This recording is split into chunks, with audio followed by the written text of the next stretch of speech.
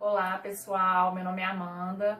Eu sou psicóloga aqui da Clínica Desenvolver e hoje nós decidimos, eu e a Flavinha, trazer para vocês, em comemoração do Dia das Mães, uma trajetória de uma mãe de sucesso, né? Que enfrentou muitas barreiras, muitas dificuldades, mas que está aqui com uma superação, uma história linda, né? A história da Flávia e da Maria Elisa, que a gente vai compartilhar com vocês hoje. Olá, mamães! Meu nome é Flávia, eu sou fisioterapeuta da equipe Multidesenvolver e sou mãe da Maria Elisa, uma criança de 10 anos que é deficiente auditiva. A Maria Elisa tem perda bilateral profunda. E o diagnóstico da Maria Elisa foi assim: a Maria Elisa nasceu de 31 semanas, ela permaneceu entubada e permaneceu no UTI neonatal durante 56 dias. Então, ela, nessa trajetória de UTI, ela teve 2 paradas cardiorrespiratórias e fez uso de inúmeras medicações. E uma dessas medicações comprometeu o nervo auditivo dela. Então, já foi difícil esse ambiente de CTI, né? Foi uma gravidez muito planejada, né? E então foi um parto às pressas, porque eu tive um descolamento de placenta, então foi tudo muito rápido.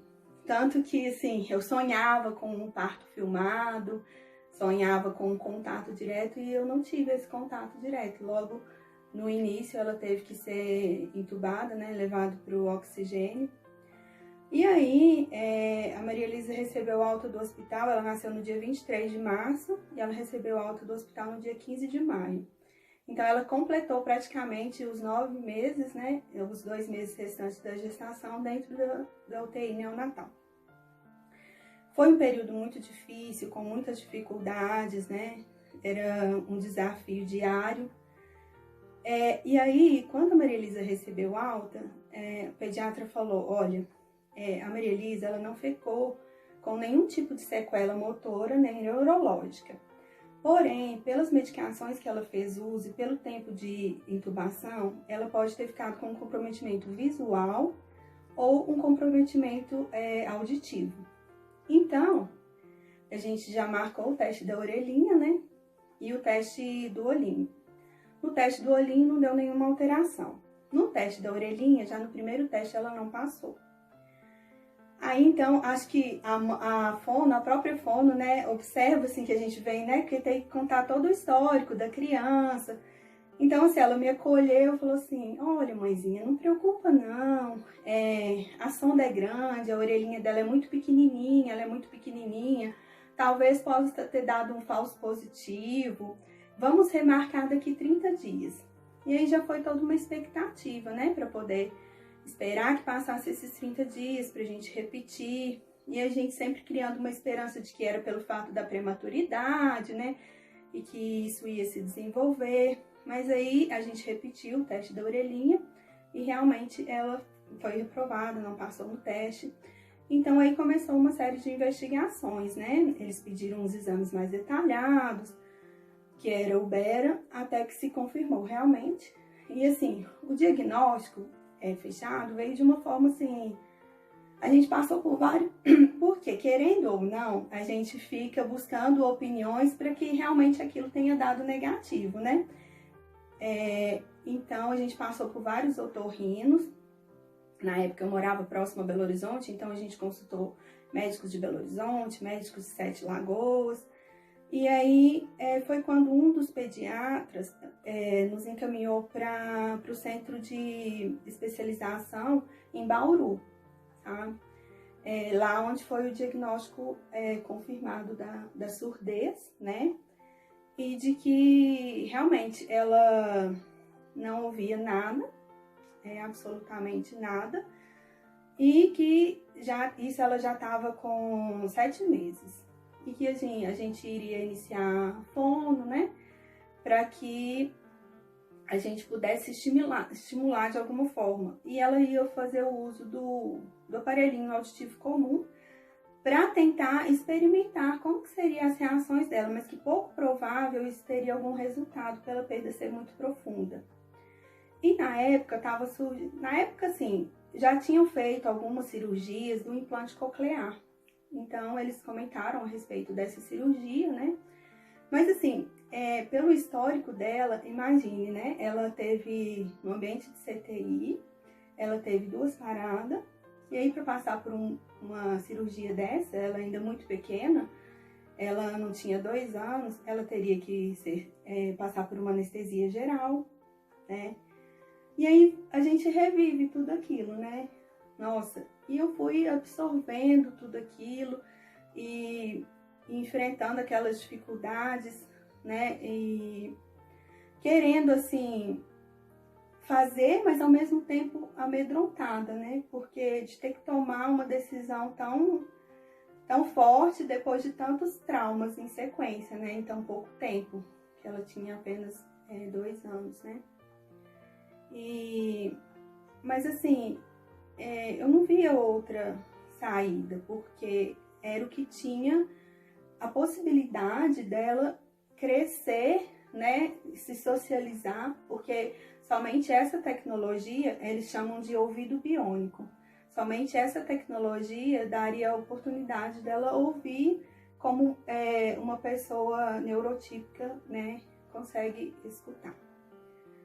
Então, a gente optou por fazer esse procedimento cirúrgico e a cirurgia ainda é assim, tem um componente interno e um componente externo. Então, passa pelo procedimento cirúrgico, depois de 30 dias a gente retorna para poder ativar o aparelho e ver se realmente ela iria ter o resultado ou não. E assim, aí a gente foi com toda uma expectativa, né? Nossa, porque com o amplificador ela já tinha tido uma resposta mínima. Ela já iniciou a fonoaudiologia, né? Então ela respondia a alguns barulhos assim muito intensos, mas assim, ela não conseguia escutar a voz, assim, né? O relato da fono e do otorrino era que, assim, principalmente vozes mais baixas, né? Ela não teria uma resposta. E aí, quando foi depois de 30 dias da cirurgia, a gente retornou e na hora que ligou o aparelhinho, ela chorou muito, sim, foi um choro. E sim, toda a equipe ficou muito assustada, sabe? Porque há muito tempo não tinha acontecido aquilo. E aí eu ficava, gente, será que foi pior, né? Isso vai comprometer ainda mais. E então foi uma fase muito difícil, sabe? A Maria Elisa, ela não aceitava de forma alguma o aparelho. O aparelho era muito grande, então ela tirava, desmontava, jogava longe. E assim, eu acho que a tendência da gente, enquanto mãe, é tentar privá-lo do sacrifício, né? Porque... Cuidar, né? Exatamente. Querer, não sei, achar que tá exigindo demais, ela tão pequenininha, tão sensível, né? Com tudo. E aí eu acabei absorvendo muitas coisas, sabe? E eu acabei tendo que precisar mesmo de uma intervenção psicológica, porque eu me cobrava muito, sabe? Eu me culpava demais, porque eu sabia que eu tinha que estar à frente, né? E as pessoas mesmo nos cobram, né? As pessoas questionam, as pessoas... E a gente acha que a gente tem que dar conta do mundo, né? Que a gente tem que dar conta de tudo, que a gente tem que ser um super-herói. E assim, na época... eu trabalhava na clínica da prefeitura da cidade de onde eu morava, sabe? Então, eu tive que me afastar dos atendimentos. Então, foi uma fase muito complexa, sabe? Teve que voltar o olhar para você, né, Flavinha? Exatamente.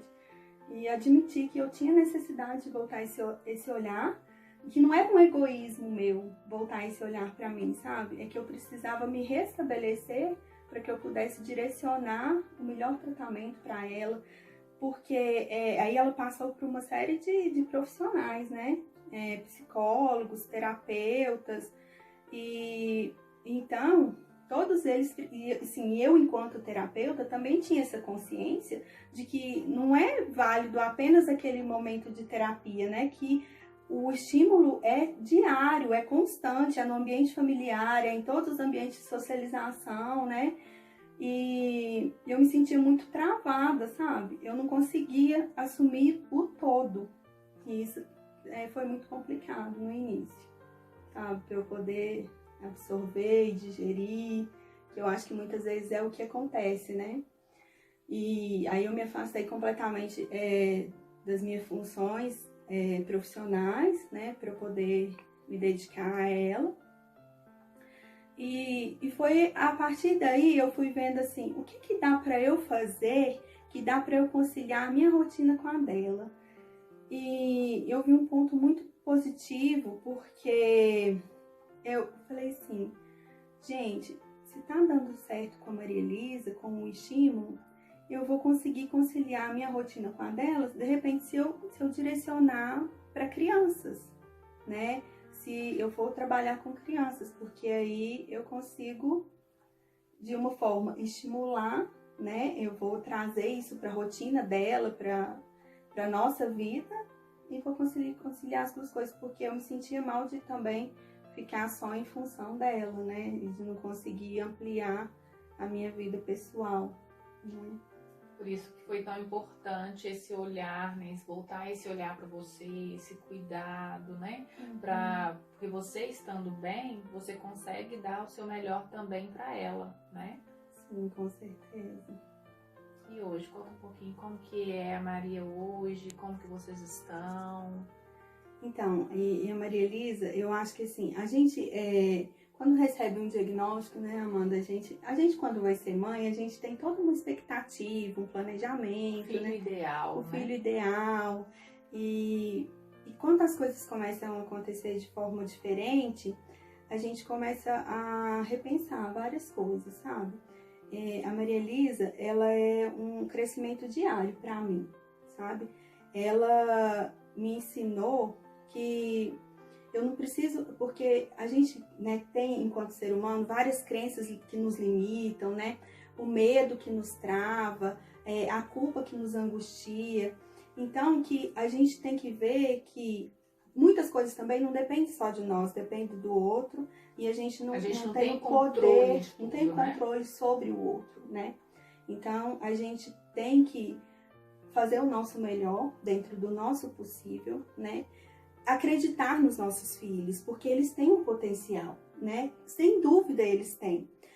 Muitos pais, assim, a gente tem a tendência a tratá-los como coitadinhos, e não, a gente tem que trabalhar essa autoestima deles, sabe? A gente tem que, exatamente, essa autonomia, né? Essa autonomia. Hoje, Maria Elisa, assim, ela surpreende. Ela, se você não, muitas pessoas questionam, mas como assim ela não ouve, né? Porque ela teve uma intervenção precoce, né? Foi estimulada desde cedo. E graças a Deus eu consegui trabalhar essa questão da autoestima dela. Enquanto eu trabalhava a dela, eu impus a trabalhar a minha também, sabe? E ela me ajuda a trabalhar isso diariamente, constantemente. Ela me faz acreditar, assim, que é possível, sabe? Que tem as limitações, mas que sim, a gente deve superar, deve correr atrás e que fazer valer a pena, sabe? Eu acho que outra coisa que a gente não pode também é a questão de comparar. Nesse ambiente lá em Bauru, quantas crianças são implantadas, né? E às vezes eu chegava lá e via uma apenas balbuciando e a outra falando horrores, e a gente pensar, nossa, quando que ela vai chegar nesse ponto? Ou será que ela vai ficar no... Então, assim, aí eu coloquei como meta pra mim, que eu só permitiria a Maria Elisa ser comparada com ela mesma. Tipo, de onde ela saiu e onde a gente conseguiu chegar, sabe?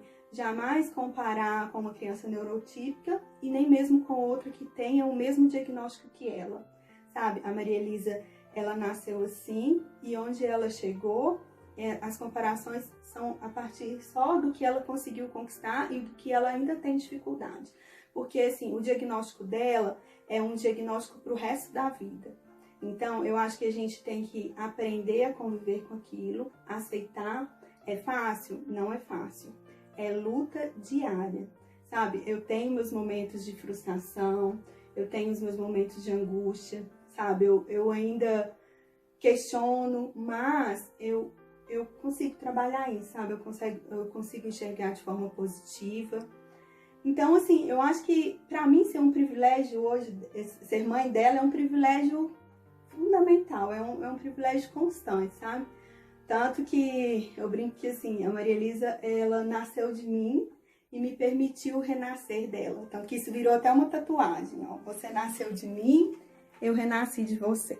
Porque eu acho que o mais importante, sabe, nessa história foi esse olhar voltado para mim mesmo e conseguir acreditar que tudo se fez valer a pena a partir desse instante que eu me tornei mãe, sabe? Então... Ai, que lindo.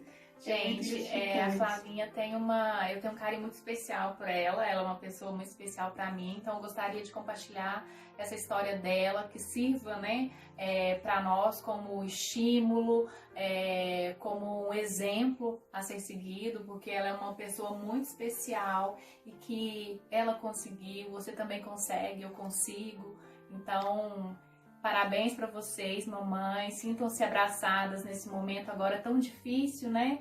E que o nosso objetivo aqui é fazer com que seu filho evolua mais e mais. E o objetivo é que ele seja feliz. Um beijo para vocês, fiquem com Deus. E logo, logo a gente vai estar aqui todas juntinhas podendo abraçar. Feliz Dia das Mães, mamães. Nós somos muito, muito especiais. Muito mesmo. Até mais. Oi, mamães, tudo bem? Eu sou a Maria Elisa. Estou aqui representando os filhos de vocês para prestar uma pequena homenagem, dizendo o quanto vocês são importantes e especiais para nós. São espelhos de força e superação. Por isso, queria deixar um beijo para todos vocês, especialmente para minha mãe, que é tudo para mim. Um beijo, mãe. Eu te amo. Obrigada por tudo e por tanto.